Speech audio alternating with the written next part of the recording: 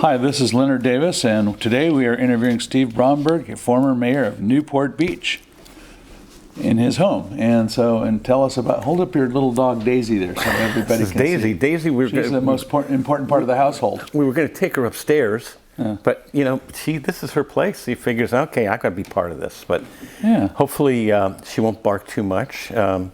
She's looking out at her big screen TV. She may have something to say that's important. She may, but she'll see a dog, but she'll say, "Get off my sidewalk." So I guess we start at the beginning. Where did you come from originally, or you? Well, initially I came from the South Bronx. South Bronx. And we moved out to LA when I was about 8 years old. Mm-hmm. I grew up in Los Angeles. Went to LA High School. Those are where I spent my formidable years. A little time in Santa Monica, but mostly in LA. Okay, and then you went to college after that. Went to college. Where did you go, and what went to Cal State LA. Mm-hmm. Then I wasn't sure what I wanted to do, so I joined the Marine Corps. Oh. After about 3 years in college. So you didn't graduate then? Oh yeah, I came back and graduated, and then went to law school. Okay, and. It worked out. It worked out pretty good. It worked out well. And practiced law for 35 years. Then tell me about the Marines just a little bit. When and where were you stationed, and was it during a war or? Well, it was during Vietnam, but timing was really very interesting. I was discharged on Halloween, 1969, and so it was in the mid 60s. And I was at Camp Pendleton the entire time. 3 weeks after I was discharged, my entire unit went over to Vietnam. Oh, lucky you. Okay, and so then after that, you went back to law school. Where did you do that? I went back to college, finished my fourth year. Mm-hmm. Okay. And then went to University of Laverne. At that time, Ronnie and I were married. Okay. And we've been married now. Married in 1966. I think I got that right. I hope so. And so you married before you went into the Marines? Yeah. Well, no, it was after. During. It was either after or during. But point is, she put me through law school. Okay. And the old joke was I couldn't marry into it, and I couldn't inherit it. Neither could she. So I had to work and go to school at the same time. Law school that's kind of different. A lot of the big schools don't allow that, or they didn't back then. Yeah.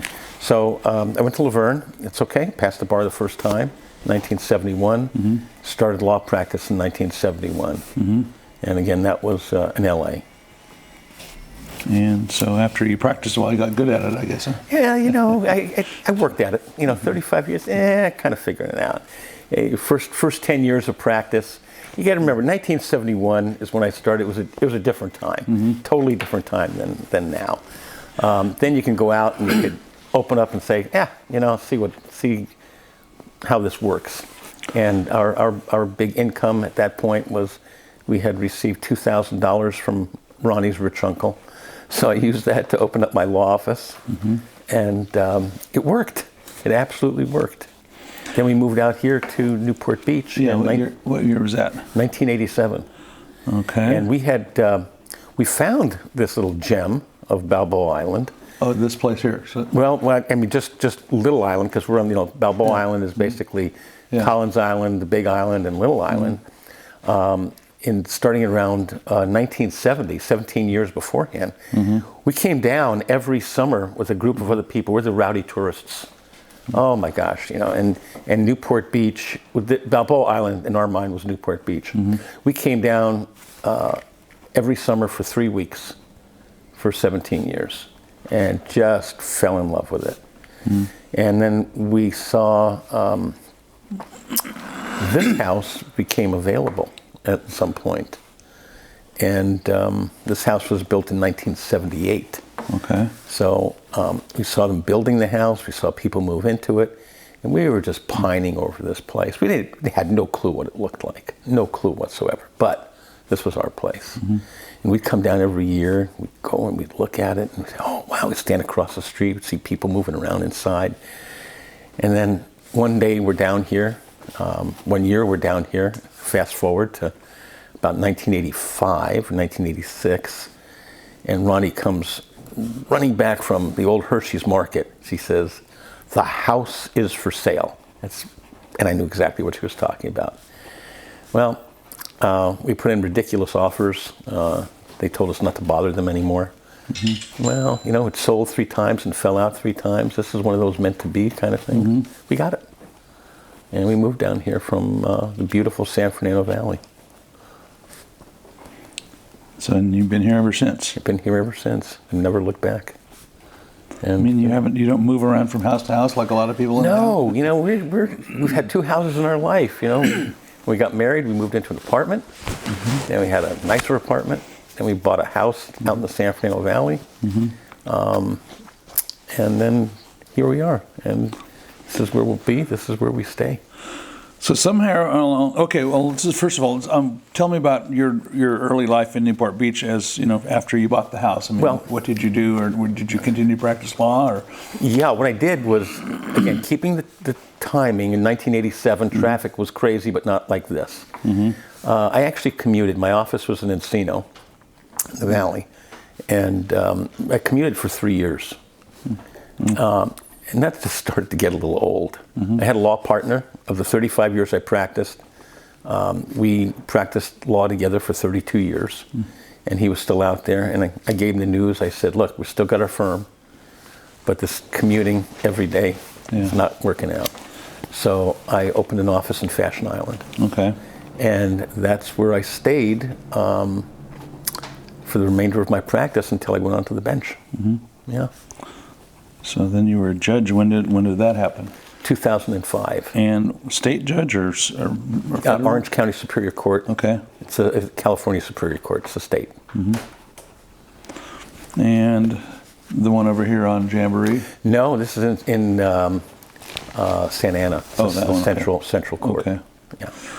And so tell me what's the most interesting case you listened to. I can't talk about my cases. I'm not allowed to. All right. Okay. All right. But what I do, I can tell you I do felony trials. So those are the kind of cases that I hear. And it was an interesting situation because the last 25 years of my law practice were civil cases. And that's what I wanted to do. I didn't want to go and do criminal again. I'd done, oh my gosh, I tried 9 homicides as a defense attorney as a kid, which I probably never should have been doing. And I didn't want to do criminal. But I had a civil assignment when I first got onto the bench. And then I was asked, they needed a judge to try special circumstances murder case, which is either death penalty or life without parole. And this was a life without parole case. And they said, you want to do that? I said, sure, why not? And once I did that, I never looked back. I took my name off the list for a civil assignment. And I've been doing felony trials now for the last 12, 13 years. Okay. And are you still practicing? I'm still doing it. I can't seem to stop. I've thought about, especially with, everything that's going on, the craziness, giving it up and just retire because I've got the time in.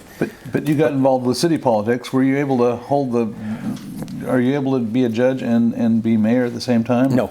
No. So to go back a little bit, I came onto city council. I was on the Civil Service Board, Newport Beach Civil Service Board, from 1992 to 2000 for 8 years.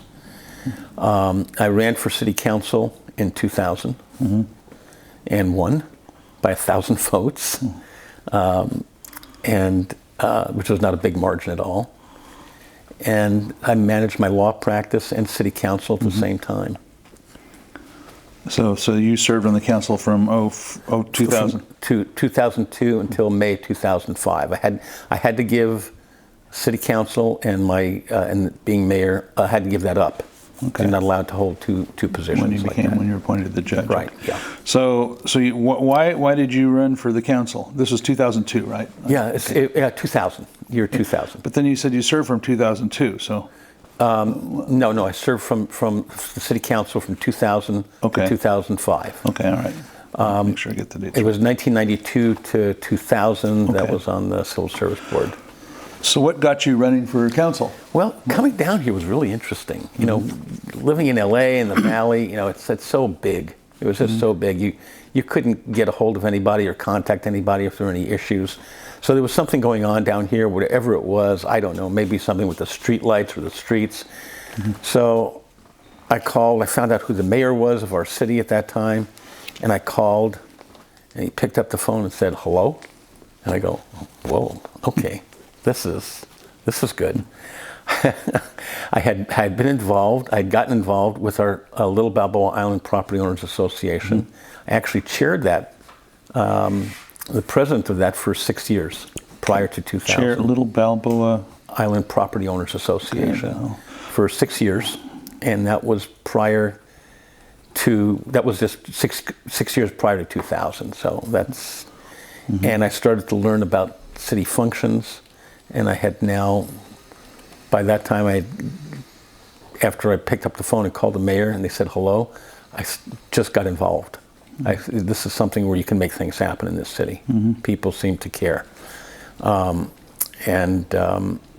Civil Service Board gave me a big wide angle shot of how the city functions.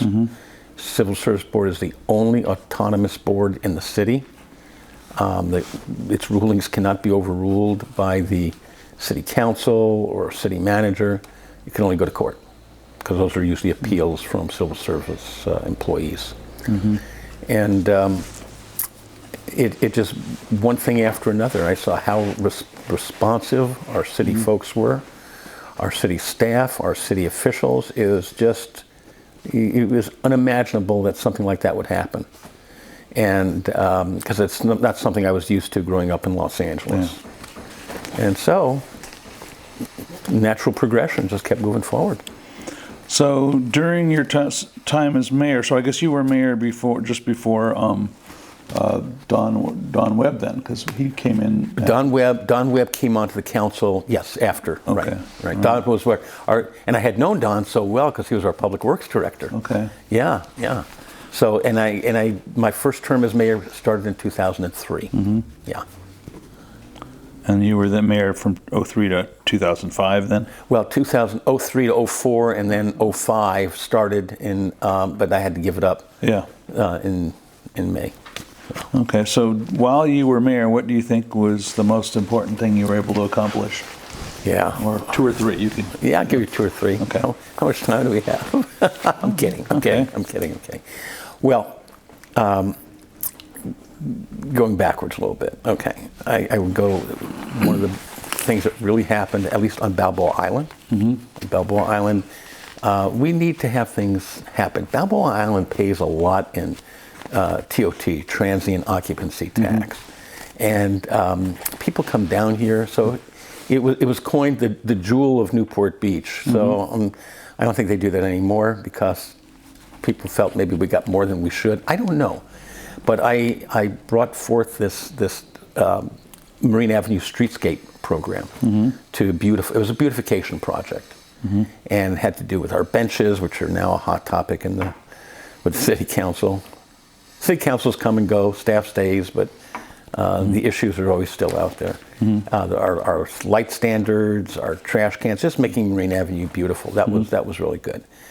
I think one of the most important things I did citywide was I brought on the adoption of 1st Battalion, 1st Marines. Look at the time. It was 2003. We had just gone into Iraq. Our president had asked cities to start adopting military units. So I had been approached by someone who was familiar with it was not my old unit, 1st Battalion, 1st Marines, and it's an infantry unit. And I looked into that, and we did it. We did it by proclamation, and it was incredible. To this day, it's still out there. I formed what we call the 1-1 committee, which is again 1-1 stands for 1st Battalion, 1st Marines. Of 13 people, 11 former Marines, mostly from Newport Beach, raising from former Marine Corps ranks of private first class to lieutenant general. That's 3 stars. And I had 2 people on there. I brought on 2 people who were not former Marines, but former military. One was Homer Bludow, our city manager, who was in the Air Force, had been in the Air Force, and Steve Spriggs, who was in the Army, and he was the post commander of Post 291. And our goal was to do things for the Marines. This was not going to be a paper adoption. This was going to be something that was going to be meaningful, and we were going to do something for the families. Because these are kids. These are kids, and they're going off to war. And they have families, they have babies. So the idea was to raise money for them. And we would have we would have events at the Balboa Bay Club. That's what it was called back then. And we would have a mess night. A mess night is a very formal affair, but this was a hybrid. And we bring in people. It was a black tie event. We'd bring people in, the Marines from 1-1, and we'd fill the room up over at the Bay Club. And I was hoping that, during the pendency of this entire adoption, however long it was going to last, we could raise maybe $50,000, $60,000 for the kids. Well, I remember one of my colleagues on the council, John Heffernan, said, "Oh, I wouldn't worry about that. You're going to raise a lot of money." I said, "No, I don't know. I'm not so sure." That first event that we had, we raised $75,000.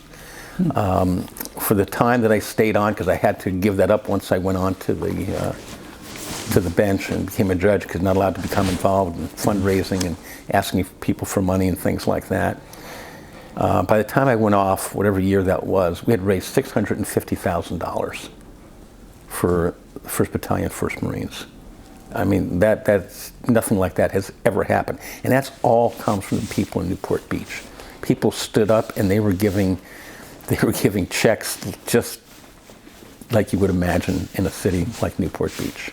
Yeah, it was great. It was fantastic. And so then how did you get the judicial appointment? Well, and how did you handle that? My law practice was doing pretty good. And it wasn't really something that I was all that terribly interested in. Someone had suggested it to me.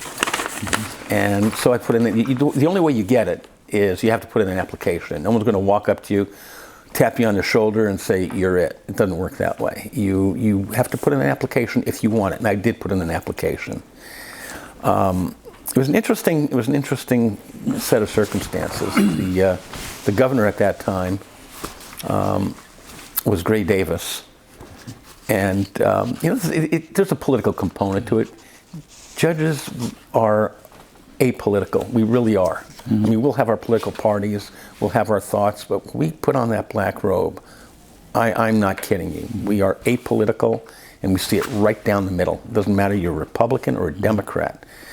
All these things you see in the news about, oh, this person's being appointed as a Republican or Democrat to the Supreme Court, it's going to have a certain impact, but it's going to be insignificant. So Gray Davis had apparently, I was told, had made the comment that he would appoint Republicans, and I'm a registered Republican, that he was going to appoint Republicans to the bench, but not if they held political office. Well, City Council, Newport Beach, most city councils, it's not a political issue. It's not Republican and Democrat.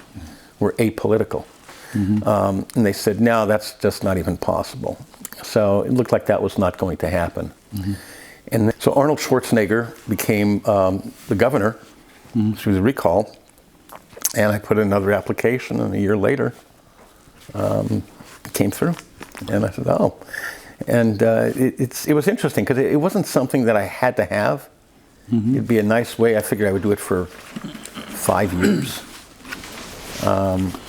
It's been a heck of a lot more than that now. I'm approaching 20 at this point. Well, you said that you're unable as a sitting judge, to be politically involved in fundraisers, but are you involved in Newport events at all, or what can you do, or what are you able to do?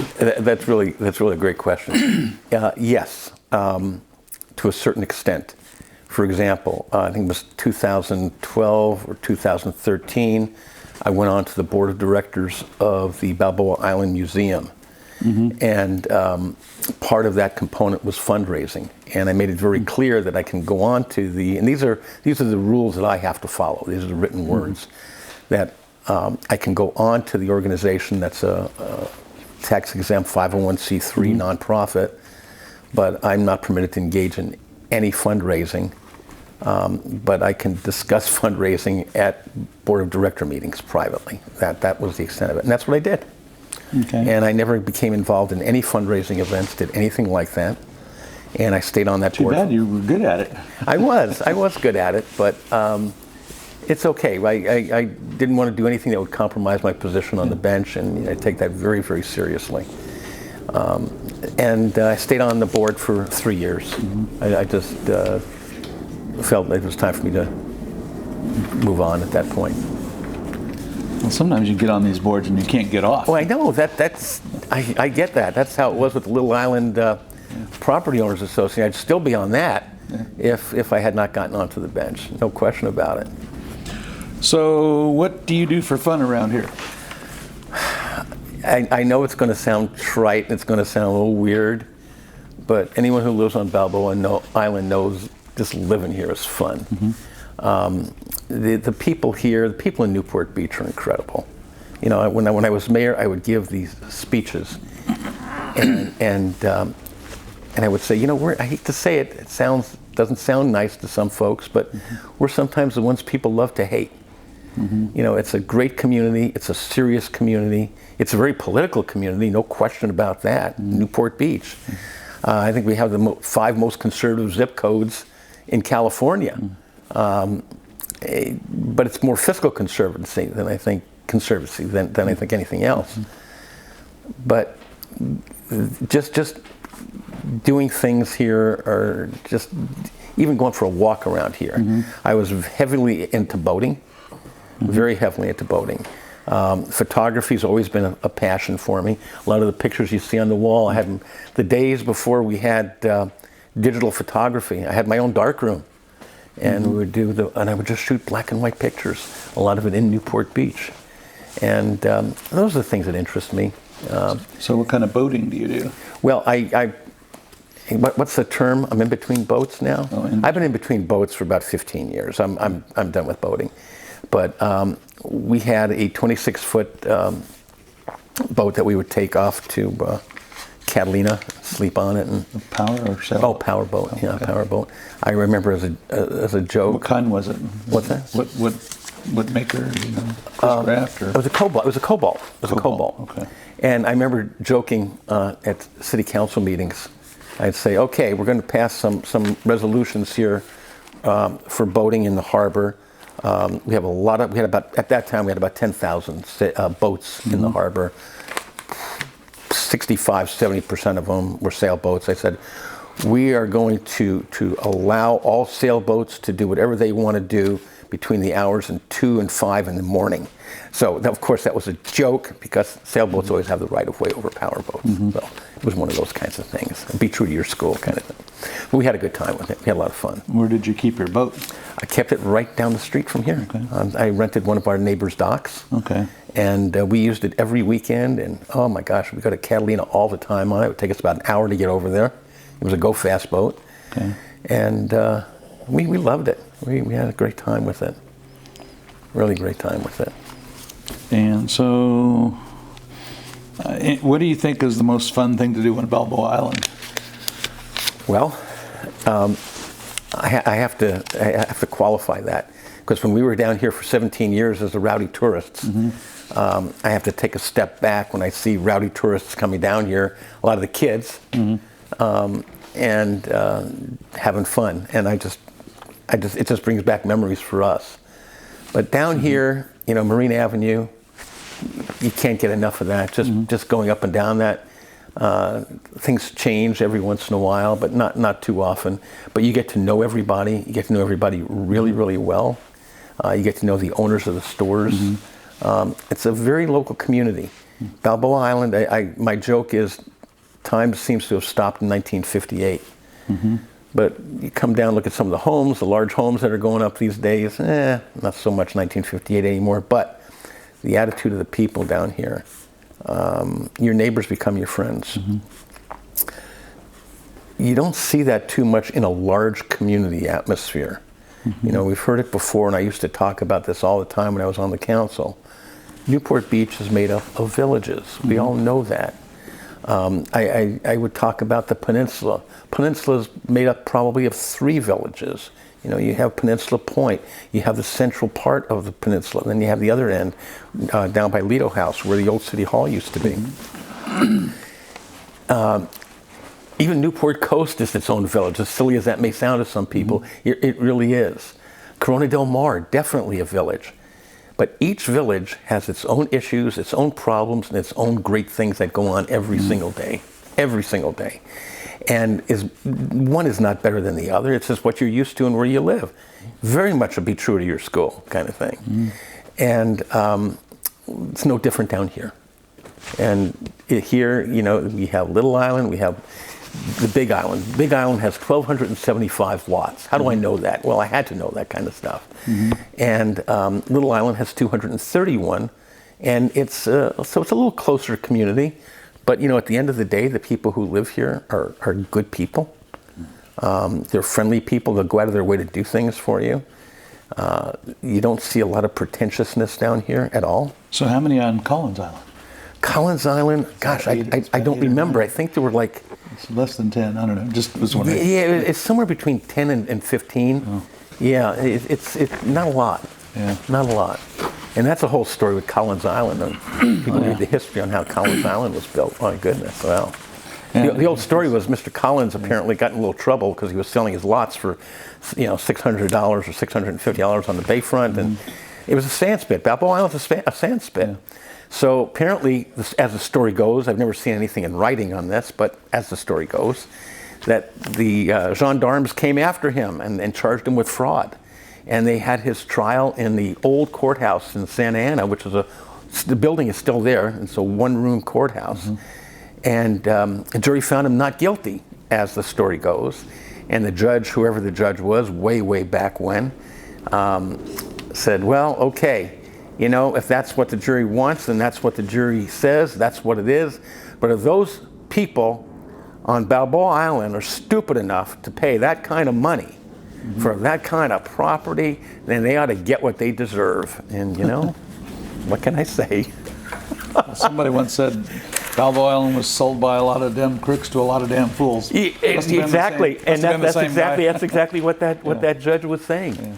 But, you know, being involved here, I'm involved as an Oasis ambassador. This is a program that Oasis put together some years ago, taking people from the community who've been involved in the community. And we are cheerleaders. We're cheerleaders for Oasis. That's what it is. We're not raising money. We're not doing anything like that. But Oasis is actually the gold standard for senior centers. People come from all over the country just to watch what Oasis does. And how did you guys get so successful? Because I remember Costa Mesa had some problems with their senior center. And I remember that was when I was on the council. And I talked to those folks and I said, you got to talk to your city council people, because we as a city get behind Oasis. We don't make them do it on their own. And that's why we're so successful. And to this day, it's better and better and better. Just ask Evelyn Hart, she'll tell you all about it. Yeah. Ronnie and I, my wife and I, we're life members. And that was a long time ago. Yeah, we've already done Evelyn Hart. Oh, yeah, okay, very good. Well, okay. Any final comments you'd like to say and make sure that you've had your say today to the community? Yeah, it's just, you know, this has just been a blessing for us to be living here for 35 years. I kid you not, it doesn't feel like 35 years. One of the things when you live in a community like this, when you see your friends your neighbors become your friends, and they pass on, you know, you feel it a little more or a lot more than you might someplace else. But Newport Beach has just been incredible for us. I wouldn't know how else to put it. Are there any worries that you have for the city's future? Oh yeah, I always have worries for the city's future. Are you kidding? But they're all political, you know. It's you know, city councils come and go, like I say. And when I was on the city council, and prior to the people coming onto the city council, before I was there, and people who came onto the city council, 2 or 3 councils after that, didn't have any interest in running for other office. It was, let's take care of business. I'm not criticizing anybody who wants to do that. I think it's great. We have people who are going to run for the assembly, people running for the county board of supervisors. I think it's fantastic that they're doing that because they can make a difference. But that never happened here before. So it's not that that's bad or good. Actually, it is good. It's something that can make a difference down here. But I think the mindset when a city council, 15 years after promises were made to a particular committee, they should stand by those. And for the most part, they do. But sometimes that doesn't happen so much. And you don't have, on certain city councils, you don't have the institutional knowledge that someone who's going to be a city council member should have. What do you think of this proposal to make a mayor as a 4-year term? And that is an incredibly fine political question, and I'm not allowed to engage in those political. See how I got out of that? Yeah. There you go. But it's true. Yeah. See, here we are. I'm on camera. If I gave an answer like that, I'd get myself into trouble, and I'm not joking. Okay. All right. So I get it. But I kind of knew you would say that, but I had to ask. I do have strong thoughts on that particular issue. This city's a good place. Yeah. This is one of the best places anywhere to live. And I think people come here, they see that, they start looking at it. Villages are different, but that's okay. That's all right. Well, we're just thrilled to be here. And Daisy loves it. Right, Daisy? You want to say hello? Yeah? Say hello? She's been sitting here enjoying this. So we actually did a little DNA test on Daisy. She has a Boris Yeltsin hairdo. She does. This is her mohawk. And I call her Schmohawk. So she's a rescue. We used to have Scotty dogs. And now we got her and we did a DNA test on her. The vet recommended that. She's Jack Russell, and she is Chihuahua, and she's Poodle. So she's brilliant. There you go. Maybe we should run for city council. I don't know. We'll see. Okay, well, thank you very much, sir. This has been a wonderful interview. My pleasure. Once again, this is Steve Bromberg, former mayor and still current judge, and enjoying life in Newport Beach. Thank you. My pleasure.